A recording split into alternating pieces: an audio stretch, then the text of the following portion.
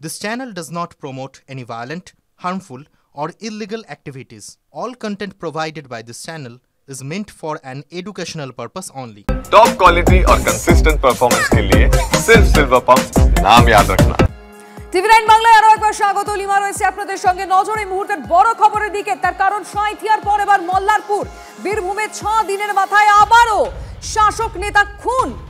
পরপর বোমা ছুড়ে খুন করা হলো পঞ্চায়েত সদস্যের স্বামীকে। এই ঘটনায় একজনকে পুলিশ গ্রেফতার করেছে। প্রত্যক্ষদর্শীদের বয়ান অনুযায়ী গতকাল রাত 8টায় বিশিয়া গ্রামে একটি মোড়ের মাথায় বসেছিলেন ময়ূরেশ্বর 1 ব্লকের পঞ্চায়েত সমিতির মৎস্য কর্মাধ্যক্ষ শাকিলা বিবির স্বামী তৃণমূল কংগ্রেস নেতা বাইতুল্লাহ শেখ। আর ঠিক সেই সময় একদল দুষ্কৃতী এসে বাইতুল্লাহকে লক্ষ্য করে পরপর 3টি বোমা ছোড়ে গুরুতর জখম অবস্থায় তাকে নিয়ে যাওয়া হয় রামপুরহাট মেডিকেল কলেজ হাসপাতালে। তারা কারা যারা এই বোমা ছুড়লো, কেনই বা বোমা ছোড়া হলো, মানে এই মৃত্যুর পিছনে কি কারণ থাকতে পারে, কি কারণে খুন? হিমাদ্রি আমাদের রিপোর্টার এই বিষয়ে ডিটেল জানাতে পারবেন। হিমাদ্রি।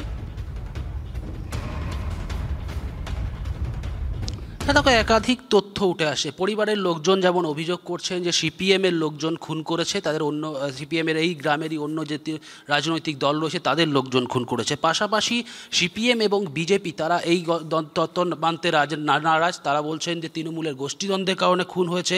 পাশাপাশি যেই ব্যক্তিকে গ্রেপ্তার করা হয়েছে তার পরিবারের লোকজন বলছে এই যে মৃত তৃণমূলের নেতা, তার সাথে তাদের পরিবারের জমি বিবাদের একটা সম্পর্ক ছিল দীর্ঘদিনের, সে কারণে রাজনৈতিকভাবে তাদেরকে ফাঁসানো হয়েছে, গ্রেপ্তার করা হয়েছে। অর্থাৎ একাধিক বিষয় কিন্তু উঠে আসে। সাঁইথিয়ার ক্ষেত্রে আমরা যেমন দেখেছিলাম যে সেখানে তৃণমূল নেতাকে খুব কাছ থেকে গুলি করা খুন করা হয়েছিল, সেই তারপর সেখানে পুলিশের যে তদন্ত, সেই তদন্তে উঠে আসে বিবাহ বহির্ভূত সম্পর্কের কারণে খুন করা হয়েছে। আর এখন এই গ্রামে পরিস্থিতি কিন্তু একেবারেই থমথমে হয়ে রয়েছে। বিশাল পুলিশ বাহিনী মোতায়েন করা হয়েছে। পাশাপাশি একজনকে গ্রেপ্তার করা হয়েছে। সেই গ্রেপ্তার হওয়া ব্যক্তিকে ইতিমধ্যে জিজ্ঞাসাবাদ শুরু করেছে অতিরিক্ত পুলিশ সুপার। তিনি নিজে এই গ্রামে এসে উপস্থিত হয়েছেন যে ঠিক কী কারণে খুন করা হয়েছে, কারা কারা এই খুনের সাথে জড়িত ছিল, সমস্ত বিষয় কিন্তু খতিয়ে দেখা হচ্ছে। অর্থাৎ একেবারেই উড়িয়ে দেওয়া যাচ্ছে না যে পরিবারের লোকজন যেমন বলছেন রাজনৈতিক কারণেই খুন করা হয়েছে। শুধুমাত্র যে রাজনৈতিক কারণ যে সিপিএম এর লোক, বিজেপির লোক, এটাও নয়। অবশ্যই তুমি নজর রাখো, পুলিশ কি জানায় আমরা অবশ্যই দর্শকদের জানাবো, কিন্তু পরিবারের তরফে মানে তৃণমূল নেতার বাড়ির তরফে কি বলা হচ্ছে সেটা শুনি। ওরা হিংসা করে পার্টিতে জিততে পারে না, একা থাকলে আমরা ভোটে জিতবো না বলে আমার মেরেছে গো চায়ের দোকানে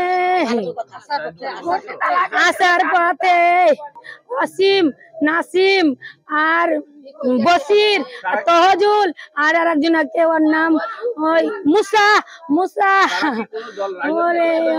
ওরা সিপিএম পার্টিতে দাঁড়ায়, ওরা জিততে পারে না গো, ওরা জিততে পারে না। ওই আমার ছেলে ই করে তৃণমূলের পার্টি, এবার আমার ছেলেরা জিতছি আর ওরা জিততে পারে না বিজেপিতে নিয়ে, এবার আগে ওকে মেরে দিলি তাহলে আমরা এবার পাবো না, আমরা রাজ করে খাবো। ইয়াই আমার ছেলের উপরে রাগ নিয়ে মেরে। কাল ওই আমার ইচ্ছে তো বাড়ি লয়, আমার ওই পাড়ায় বাড়ি, আর একটু বেটা ঘর করে আছে নিয়ে ওই যখন বম ফুটে যখন দৌড়ে আসছে তো মেরে দিয়েছে। মই জিলছি, আমরা কি চাহাবো শাস্তি, চাহাবো শাস্তি লুবো, যেমন আমার ছেলেকে এমনি বিনি দোষে মেরেছে আমি শাস্তি লুবো। আমরা স্থানীয় সিপিএম নেতৃত্ব কি বলছে শুনবো। অভিযোগ তো করতে হবে, তো বলবে না যে তৃণমূলকে মেরেছে, অভিযোগ একটা কোনো দলের তুললে বলতে হবে। এখন মূল সমস্যাটা হচ্ছে একদম ওপর থেকে পিসি ভাই তো বরকার লড়াই নেমে এসছে এখানে বীরভূম জেলা থেকে কেষ্টকাজুলের বরকার লড়াই, আর তার নিচের যে লড়াইটা সেই লড়াইয়ের প্রতিফলন ঘটছে এখানে। আহত আরেক তৃণমূল নেতার তরফ থেকে কি বলা হচ্ছে, তার পরিবারের লোকেরা কি বলছেন, স্থানীয়রাই বা কি বলছেন শুনবো। আমরা চায়ের দোকানে আসছিলাম, আসার পেছনেই বাইদুলকে বোম মারে। ওই যে দুষ্কৃতী বললি প্রধান সাহেব। হ্যাঁ চিনতে পেরেছি। নাম পরে বলছি, প্রশাসন না করবে, লিখিত কমপ্লেন করতেন, আপনারা সবই ডিটেলস খবর পেয়ে যাবেন। একসঙ্গে আসছিলাম চা খেয়ে দিয়ে। 3টা। আমার দাদা চার দোকান থেকে চা খেয়ে যাচ্ছিল, এই মুহূর্তে পেছু থাকা দুষ্কৃতীরা হামলা করে।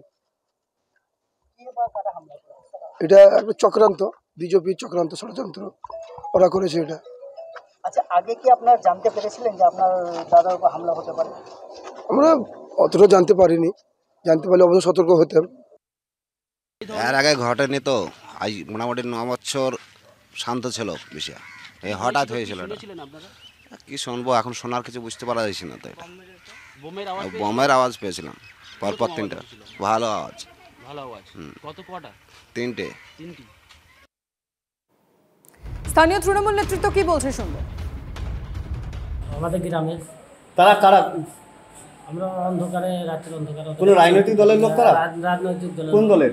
ওরা সময় বিজেপি করে, সময় সিপিএমও করে। কেন মারলো কেন আপনাদেরকে? ও পঞ্চায়েত সমিতি কর্মাধ্যক্ষ আছে আমাদের তৃণমূলের বাইতুলদা, দুবারের পঞ্চায়েত সমিতি কর্মাধ্যক্ষ। এবার মহিলা সিট ছিল, ওনার স্ত্রী আছে, আগে ইলেকশনে উনিই ছিল। কজন আহত হয়েছে? আমরা 3 জন।